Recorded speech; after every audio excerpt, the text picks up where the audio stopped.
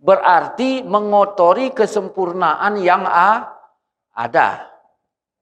Maka pelakunya itu setan semua itu. Pelaku wirid, pelaku bikin maulid.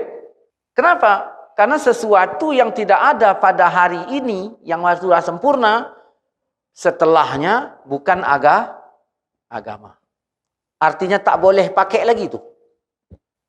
Saya pengennya kalau debat tuh, singsu dulu kepala, keluarkan otak tuh, taruh es dulu, dinginkan gitu, supaya santai dia mikir. Karena masalahnya, begitu statement ini dikeluarkan, akan terzalimi jutaan umat. Maka perlu disepaklah yang bikin maulid arba'in, ya kan?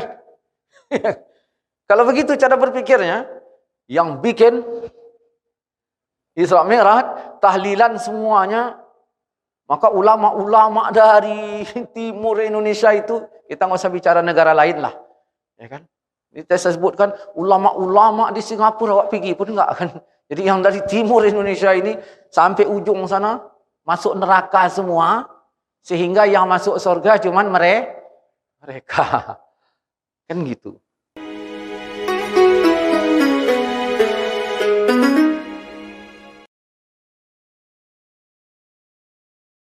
Ya, nasihat kali ini ya sebagai nasihat pamitan.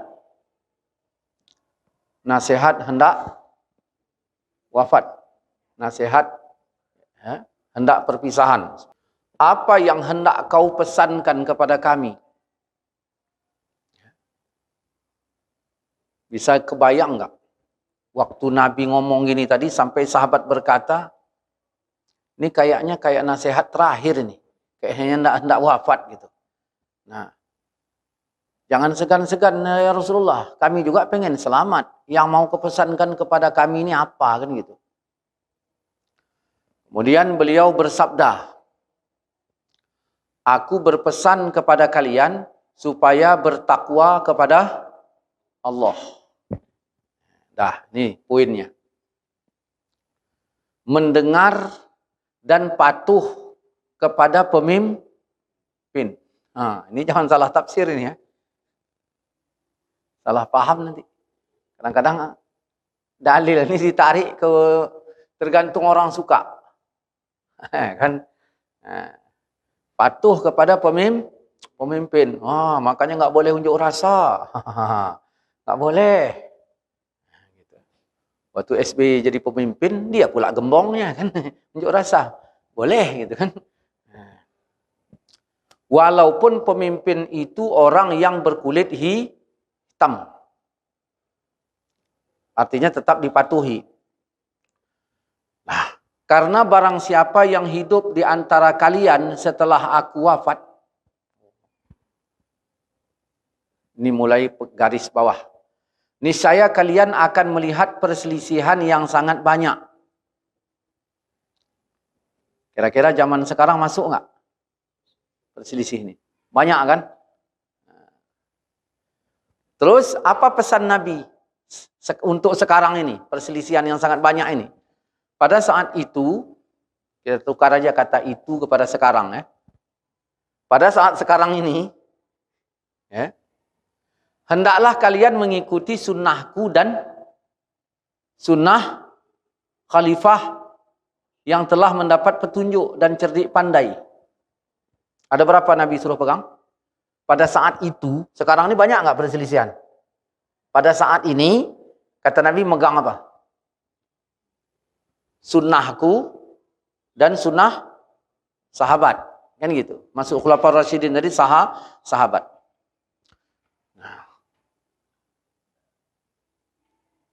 Jadi ngikut yang bagaimana? Pegang teguh semua itu. Dan gigit dengan gerahammu. Berarti ini gimana ini? Jangan meleset lagi kan? Ada berapa disuruh Nabi tadi pegang? Zaman sekarang zaman perselisihan apa enggak? Perselisihan. Pada saat perselisihan itu, Nabi nyuruh megang apa? Hmm? Megang dua. Apa aja? Sunnah Nabi dan sunnah sahabat. Coba, apa yang terpikir? Setelah itu timbul kalimat ini. Nah, saya turunkan ini. Selain berpegang teguh kepada dua tersebut, jauhilah perkara karena semua bid'ah itu sesat. Ya. Kan ini digunakan orang dalil nggak boleh mau maulid. Kenapa saya selalu berkata otak itu mbok dipakai kan gitu. Cuman kadang-kadang malas ini. Ustaz ini kadang kasar kali gitu. Ya waktu dia bilangkan maulid bid'ah apa nggak kasar?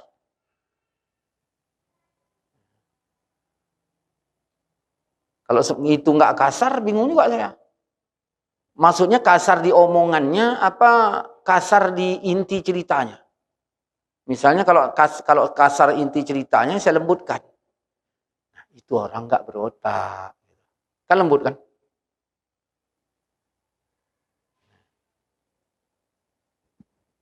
Coba cak tengok teks ini. Karena ini dijadikan dalil nggak boleh maulid.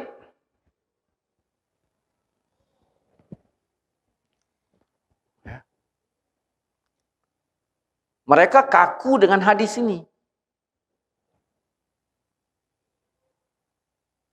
Ikuti sunnahku dan sunnah. Ada Nabi bilang di sini, kau ikuti Quran gitu. Ada.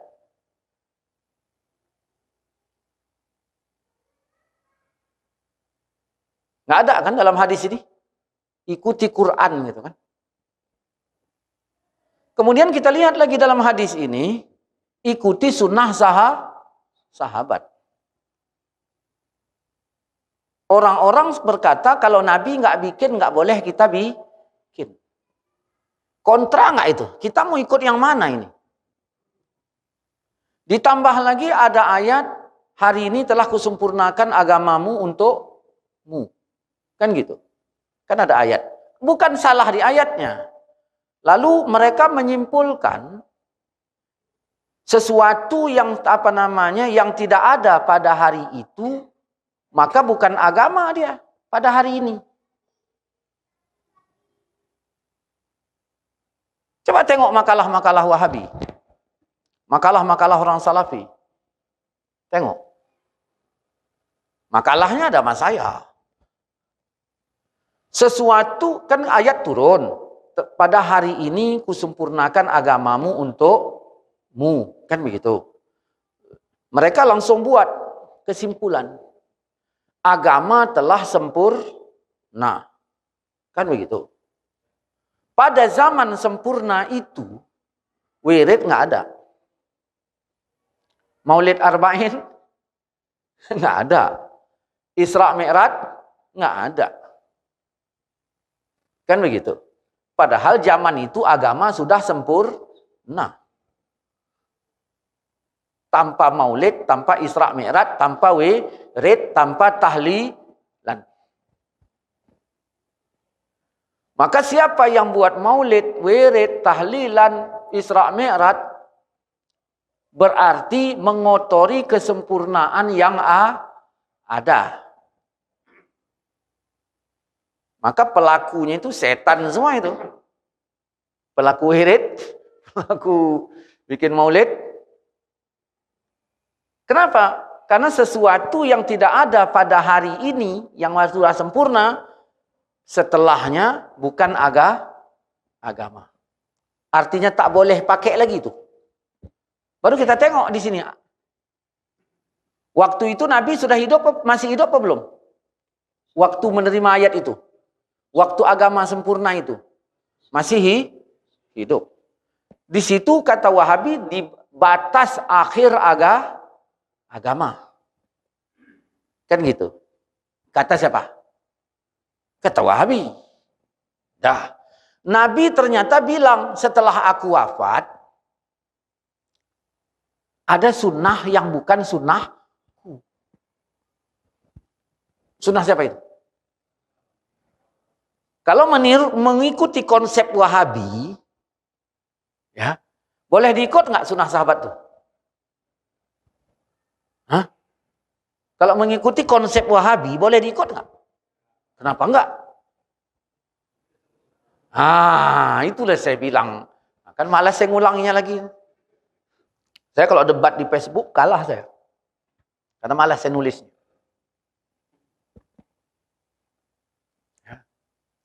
Saya pengennya kalau debat tuh, singsu dulu kepala, keluarkan otak tuh, taruh es dulu, dinginkan gitu, supaya santai dia mikir.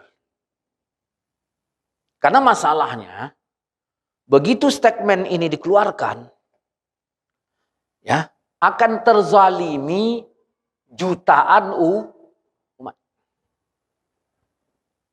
Kan begitu? Kalau itu kita pakai cara berpikirnya Wahabi, ya, 80% umat Islam Indonesia, bukan rakyat, umat Islam Indonesia 80% setan semua kan? Kenapa? Karena perusak kesempurnaan. Ya. Ini kopi sudah ada satu teko besar, tiba-tiba saya taruh Jinamoto. Kan gitu. Rusak nggak? Yang tukang taruhnya perlu sepak nggak? Maka perlu disepaklah yang bikin maulid arba'in. Ya kan? Kalau begitu cara berpikirnya, yang bikin Isra Mi'raj, tahlilan semuanya, maka ulama-ulama dari timur Indonesia itu, kita nggak usah bicara negara lain lah. Ya kan? Ini saya sebutkan, ulama-ulama di Singapura awak pergi pun enggak kan? Jadi yang dari timur Indonesia ini sampai ujung sana masuk neraka semua, sehingga yang masuk surga cuman mereka. Kan gitu. Nah, cuman mereka marah sama pernyataan saya ini.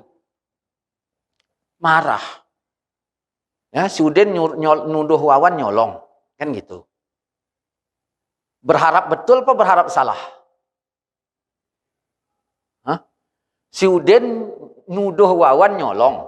Berharap betul apa salah? Berharap datang orang membela Wawan. Kapan nyolongnya? Tadi malam. Mana ada? Tadi malam Udin aja belum pulang. Udah 12 hari dia di Pekanbaru. Pala enggak? Apa namanya? Ini apa namanya? Wawan belum udah 12 hari di Pekanbaru. Pala enggak si Udin? Ketika diselamatkan. Gitu loh. Wahabi pala sama saya. Kenapa pala? Karena kita buktikan cara pemikirannya itu keliru. Maka Nabi melarang nuduh. Karena di sini nanti beratnya. Menarik tuduhan itu lagi berat. Saya tuduh si Wawan nyolong rambutan. Karena setiap malam hilang setangki. Udah rambutan cuma 32 tangki. Ya, tiap malam setangki. Udah 8 malam. Tinggal berapa lagi tangki lagi? Awak ini mupuknya sering. Ya. Malam ini saya ngintip si Wawan nyolong. Pada hakikatnya saya tidak suka Wawan itu nyolong. Pada hakikatnya. Cuma tinggal hakikat. Faktanya dia nyolong. Oleh karena saya nuduh dia nyolong, kan gitu. Faktanya bukan faktanya dia nyolong. Saya ulangi. Faktanya saya tuduh dia nyolong. Oleh karena saya sudah menuduh dia nyolong, kan gitu. Maka malam ini saya intip. Waktu saya ngintip itu, saya berharap dia nyolong apa enggak? Berharap. Berarti kalau dia nyolong, harapan siapa? Tapi saya tadi nggak suka dia nyolong. Satu sisi saya nggak suka, tapi malam ini saya berharap. Di situ masalahnya. Ya. Ketika si Wawan tadi saya bilang di Pekanbaru, udah 12 hari, Sudin itu marahnya bukan lagi sama si Wawan, tapi marahnya sama saya. Nah, ini kata Wahabi, kalau agama sudah sempurna jangan kau otak-atik. Kalau kau otak-atik berarti kau perusak sempurna. Ini kopi udah sempurna. Manisnya udah, kadarnya udah dicampur Arabica dengan kopi apa itu namanya lagi. Pokoknya nggak asam kali, nggak ini kali, udah enak, udah. Datang saya taruh Jinamoto. Ya, acara untuk kenduri. Ya, ini dikejar saya ini. Begitulah mereka itu melihat kita. Makanya mereka itu jarang senyum sama kita. Dan itu doktrin. Jarang senyum. Yang dulu berkawan, sekarang tak berkawan. Kenapa? Karena di mata mereka kita perusak. Perusak agama yang sudah sempurna. Kan begitu. Lalu mereka kaku dengan hadis ini. Maka dihukuminya orang dengan hadis ini. Metode kita memakai dalil tidak begitu. Metode kita menggabungkan dalil. Begitu. Kenapa kita pakai metode itu? Siapa yang nyuruh? Ustadz mana yang berani kali? Bukan ustadz yang nyuruh, tapi Tuhanmu. Wa ma atakumur rasul fa khuzuh. Apapun yang didatangkan Nabi, kau terima, kau ambil. Yang dari Nabi, kau terima. Yang dari Nabi bukan ini tok. Yang dari Quran pun bukan al-yauma akmaltu tok. Jelas ya? Nah, ini agak-agak mikir sedikit. Nah, kalau ini kita pakai, berarti Quran macam mana? Kalau ini tok maksudnya. Quran macam mana? Makanya kadang-kadang nggak aneh kalau kita jumpai mereka berkata, kalau Nabi tak bikin, tak boleh kita bikin. Bahasa itu menggabungkan Quran ke dalam dalil, apa mengeluarkan Quran dari dalil? Mengeluarkan Quran dari dalil. Begitu langsung kita pakai ayat yang lain. Ma yalfidu min qaulin illa ladaihi raqibun atid. Tidaklah lafaz yang keluar dari mulut kecuali dicatat. Nah, perhatikan poin dalam hadis itu. Pada saat itu, saat apa ini? Saat perselisihan begitu banyak, kan gitu. Hendaklah kalian mengikuti sunnahku dan sunnah sahabatku. Seolah-olah taksis apa enggak ini? Taksis kan? Nah. Dalam hadis di atas, Nabi menganjurkan kita agar memegang dua sunnah. Sunnah Rasul dan sunnah sahabat. Pertanyaan, kalau kita berpegang kepada hadis di atas saja, beliau hanya memerintahkan kita agar mengikuti dua sunnah saja. Kita gabungkan dua kata saja ini. Saja ini sama saja ini.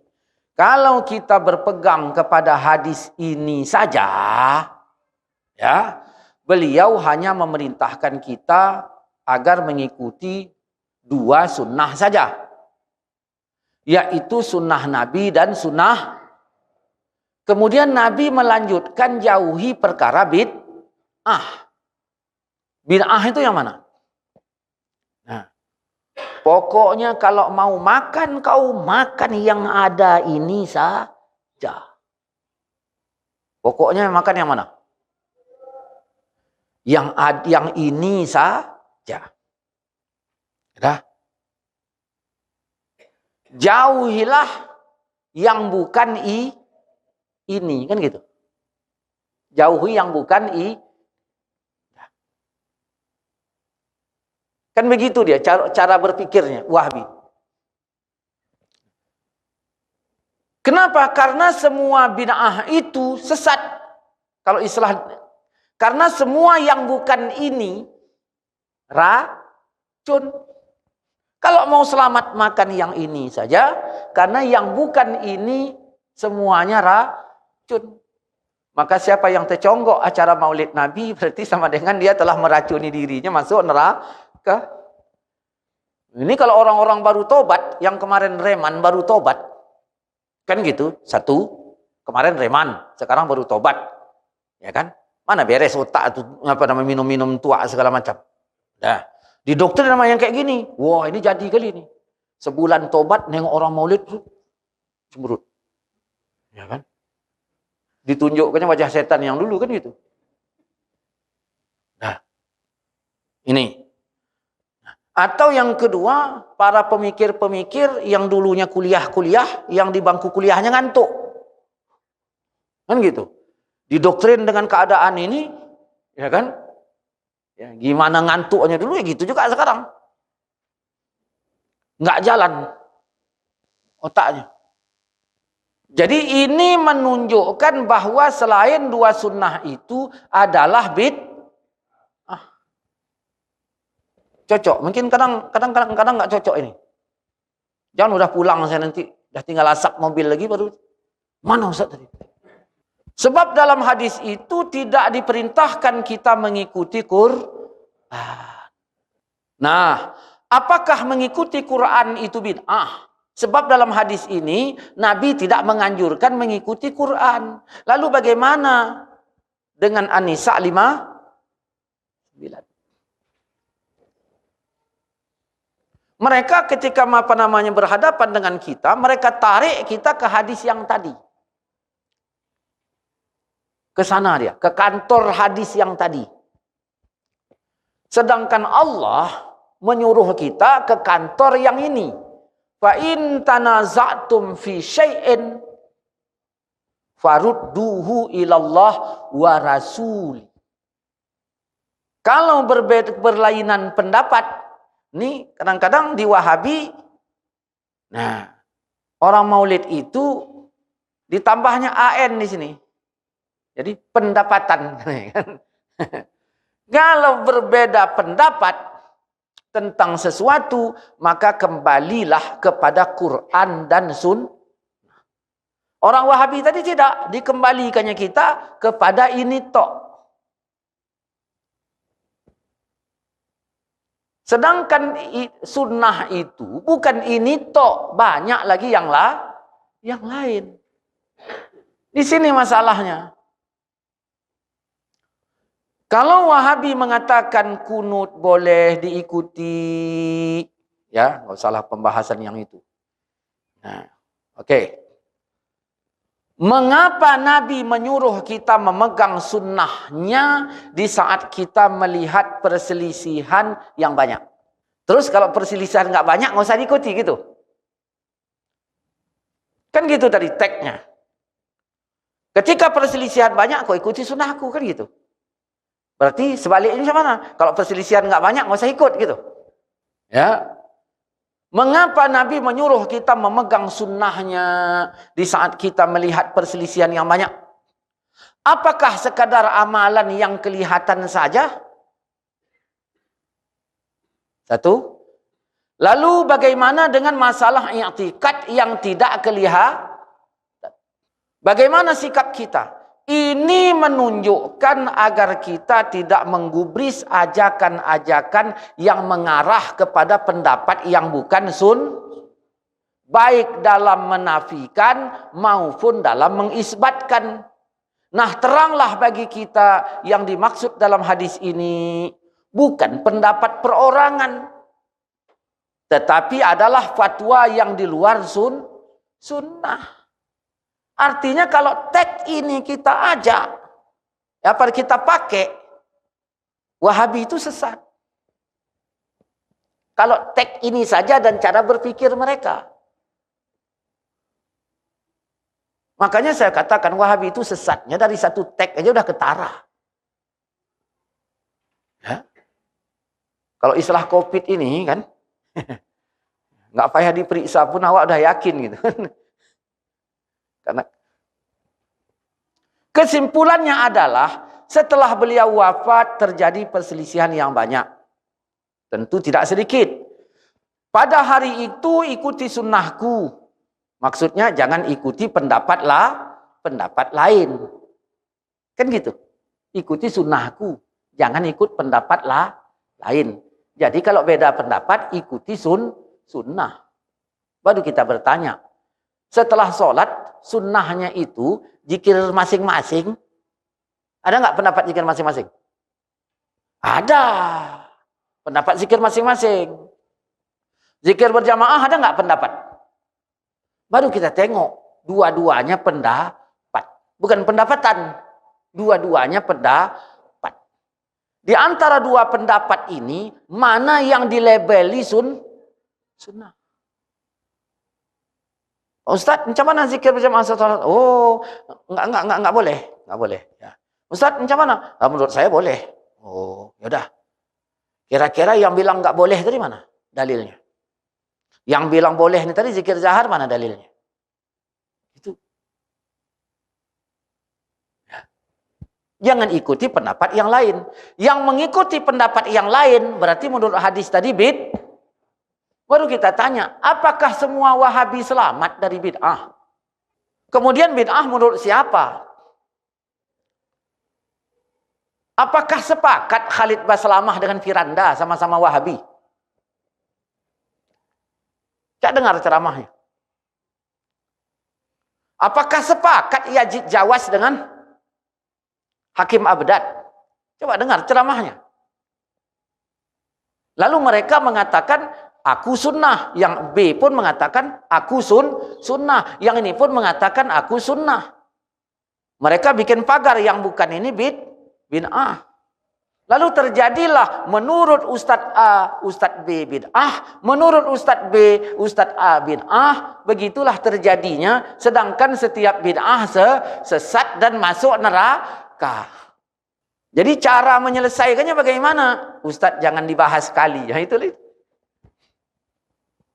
Itulah selesainya. Ya. Sama seperti naik di atas pohon gara-gara dikejar anjing dalam mimpi. Dikejar anjing, naik di atas pohon. Naik ke pohon, di atas pohon ada ular. Ular ngejar, anjing ngejar. Macam mana ini? Nah, keluar dari mimpi, gitulah itu. Jadi Wahabi ini harus keluar dari mimpi. Dan ikuti sunnah sahabatku, lagi cerdik pandai. Utsman berapa kali bikin azan? Sekali. Karena yang satu tadi Nabi bikin. Waktu masjid bikin azan 2 kali, azan pertama dan azan kedua, ya, dia dapat nggak mengikuti sunnahku dan sunnah sahabatku? Dapat. Sunnahku ya azan yang khutbah. Sunnah sahabatku ya azan. Nah, ada orang nggak bikinnya nggak masalah, cuman menolak masjid yang azan 2 kali. Waktu dia menolak itu, dapat nggak dengan wasiat Nabi ini? Katanya tadi fanatik sunnah. Begitu ini kita tunjukkan apa kata mereka. Tapi begini, jangan pakai akal-akal lah kalau mau ikut sunnah. Umar bin Khattab ya melakukan apa yang dilakukan? Membuat bid'ah. Apa bid'ah yang dibikin Umar? Masa tarawih bid'ah? Apa yang dibikin? Nabi sholat tarawih itu berapa? Di mana? Di rumah. Di rumah Nabi sholat tarawih. Bukan di masjid. Di rumah. Kalau kita pakai hadis Aisyah, istri Nabi Aisyah itu ikut tarawih apa enggak? Kan aku melihat gitu. Ikut tarawih apa enggak? Berarti ibu-ibu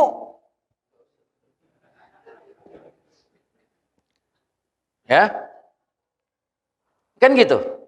Tarawih Nabi di rumahnya. Kalau kita pakai hadis Imam Baihaqi dan yang lainnya lah berkaitan dengan hadis itu, berapa rakaat Nabi sembahyang tarawih di rumahnya? Hadis ini 20. Di mana? Di rumah. Bukan di masjid. Kalaupun Nabi di masjid 2 malam. Yang ketiganya subuh Nabi, malamnya nggak datang lagi. Makanya sahabat nunggu-nunggu. Kan gitu, 2 malam.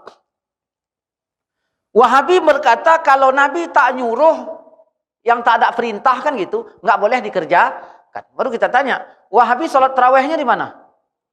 Di masjid. Berapa malam? Ada Nabi bilang, ini yang kucontohkan 2 malam di masjid. 28 malam lagi kau tambahi gitu, ada? Nggak ada. Jadi atas dasar apa 28 malam Wahabi itu nambahinya jadi 30?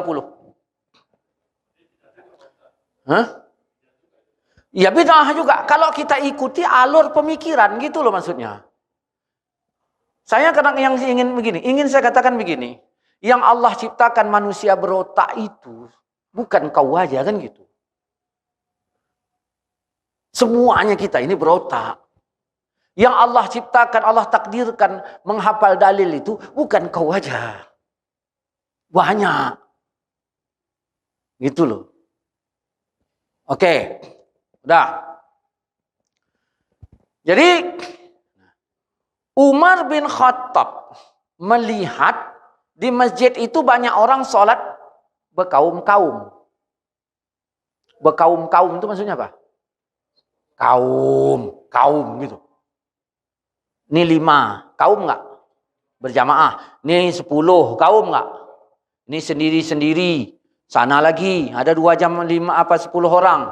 Rakaat terserah. Itu dilihat Umar, rakaat terserah. Hadis tadi dari riwayat Imam Baihaqi tadi di rumahnya 20. Maka Umar mengembalikan rakaatnya, rakaat yang berkaum-kaum tadi, kepada rakaat perbuatan Nabi. Sunnah apa bid'ah? Sunnah. Dah. Lalu Umar membuat bid'ah. Di balik Umar mengembalikan sunnah, kan dibuat Umar bid'ah. Nabi semayang di mana? Di rumahnya tadi kan. Dipindahkan dipindahkan Umar ke bid'ah pertama. Di masjid berapa malam tadi? Ditambahnya jadi 3. Istri Nabi ikut apa enggak tadi? Dibolehkan. Udah 3. Nah, sholatnya Nabi itu habis Isya apa tengah malam? Tengah malam. Dipindahkan Umar waktunya di awal malam. Udah? 4 aja kita bikin. Sebenarnya ada 6. Cuman 4-nya aja cukup. Ya kan? Dah. Lalu Umar berkata, ni'matu bid'atiha hazihi. Senikmat-nikmat bid'ah itu adalah ini.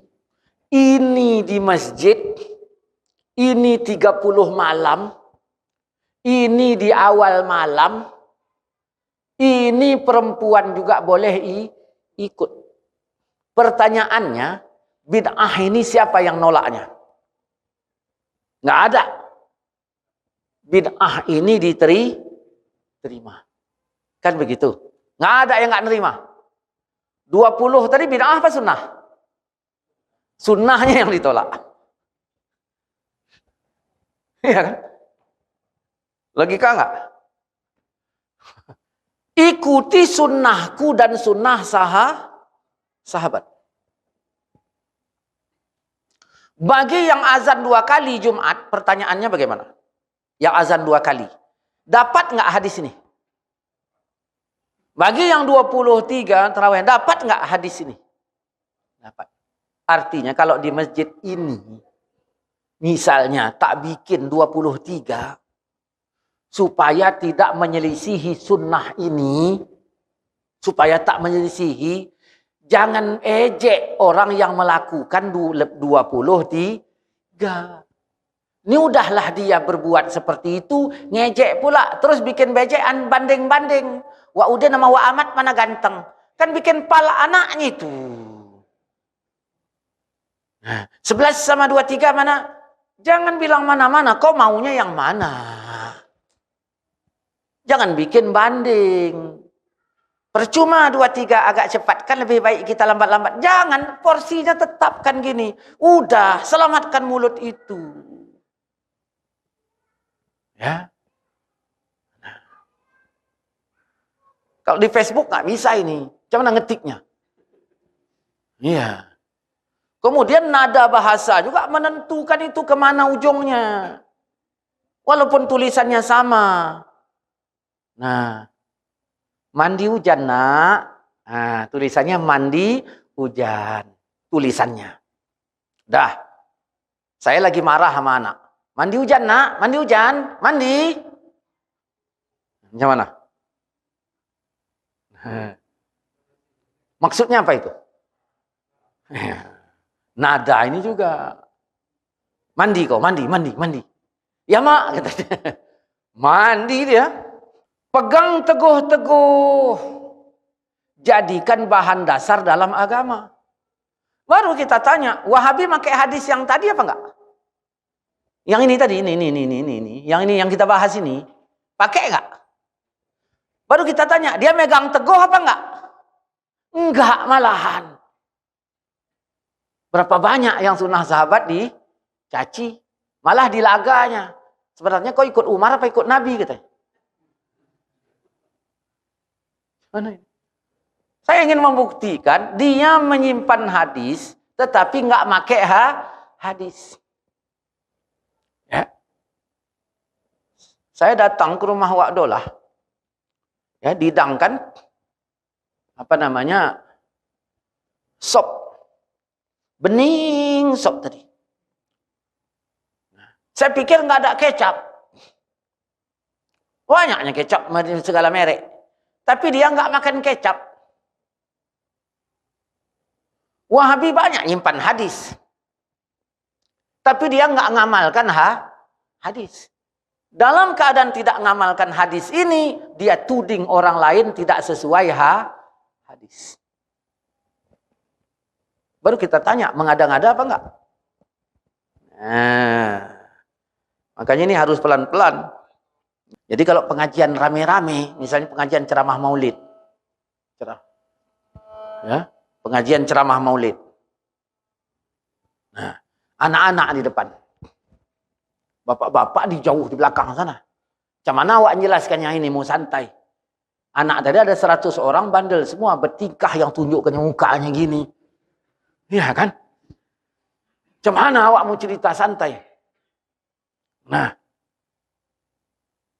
terakhir ya tahar kemana-mana lah ceritanya. Apa yang ada di kepala itulah. Makanya kalau mau bedah ini memang harus bedah tenang, santai. Ini baru segini. Kalau demikian maka mari kita berbicara sesuai fakta. Ini udah masuk. Berapa menit lagi? Oh, 7 menit lagi. 7 menit. Kalau istilahnya itu 7 hari. Kalau tanam bibit jamur bisa panen sekali. Dalam hadis ini, nah, kalian akan melihat perselisihan yang banyak. Pertanyaannya, andaikan ada 2 orang yang sholat, kan gitu. Satu berkunut, dan yang sebelahnya tidak kunut. Ini kita ambil contoh saja dulu. Lalu setelah mereka selesai sholat, mereka pulang ke rumahnya masing-masing. Apakah 2 orang yang sholat itu dikatakan berselisih? Kan tadi kalau kalian melihat perselisihan yang sangat banyak. Ya, wa udin sama wa ame. Semayang. Yang satu kunut, satu enggak. Selesai itu pulang. Berselisih apa enggak itu?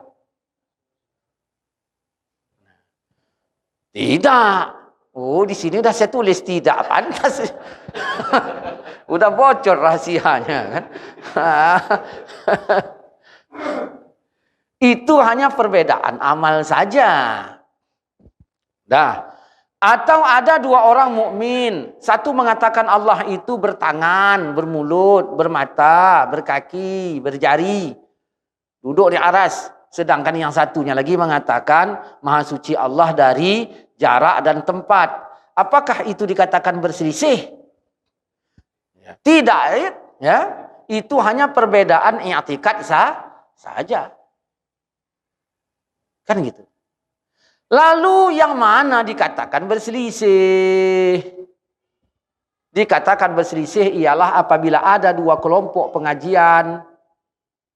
Ya, tiap-tiap kelompok tentu ada ustadznya. Nah, ustadz yang satu berkata kunut itu ada, bukan perbuatan bid'ah. Sedangkan ustadz yang ini mengatakan kunut itu tidak ada. Yang satu berkata boleh berdoa berjamaah, yang lain berkata tidak. Sedangkan mereka masing-masing mendakwahi umat. Maka terlihat perselisihan di antara mereka. Di saat itu kata Nabi, ya, saat itu kau jangan lari. Alaikum bis sunnati, wajib atas kalian mengikuti sunnahku, wa sunnatil khulafa'il mahdiyin ar-rasyidin, dan khulafah, ya. Nah, sahabatku, pegang teguh semua itu, gigit dengan gerahammu. Artinya ini kau pegang, kamat bekong. Nah, Nabi nggak bilang kamat bekong. Ya, jauhilah perkara bid'ah, karena semua bid'ah itu sesat. Jangan kau mengada-ngada. Jangan kau mengada-ngada. Bukan yang masjid azan 2 kali itu yang mengada-ngada. Tetapi engkau anti itu yang disebut kau tidak gigit dengan gerahammu. Begitu. Penentuan sikap. Nah, kita lihat yang ini. Ini ya. Sebagai nih, sesungguhnya Allah memfardukan segala yang fardu, maka jangan kalian sia-siakan. Maksudnya gimana ini? Kita ambil contohnya maulid. Maulid difardukan apa enggak? Kalau fardu kata Nabi apa? Jangan disia-siakan. Kalau maulid fardu, wajib maulid. Kalau enggak bikin maulid, berdosa karena fardu. Nah, dan membatasi segala batasan. Jangan kau tambah, jangan kau lewat. Kan sering Wahabi kalimat ini seringnya nambah-nambah. Maghrib dibatasi 3, jangan bikin 4. Zuhur 2, jangan kau bikin 3. Subuh 2, jangan kau bikin 3. Udah dibatas. Lalu kata Wahabi, Maghrib 4 rakaat kan baik. Boleh enggak? Enggak boleh, kata Wahabi. Artinya apa? Tidaklah semua yang baik boleh dikerjakan. Maka maulid walaupun baik, tetap enggak boleh. Karena maghrib 4 rakaat kan baik. Enggak boleh. Maghrib itu enggak boleh dijerat dari kalimat ini. Maghrib enggak boleh ditambah, dijerat pakai kalimat ini. Maulid mau dijerat pakai yang mana? Jadi jelas. Wa Udin nahan jerat di sini. Ya, datang Wa Ahmad. Berjalan di sana. Aduh, aku kena. Kata. Macam mananya jerat di sini, Wa Ahmad kena di sana.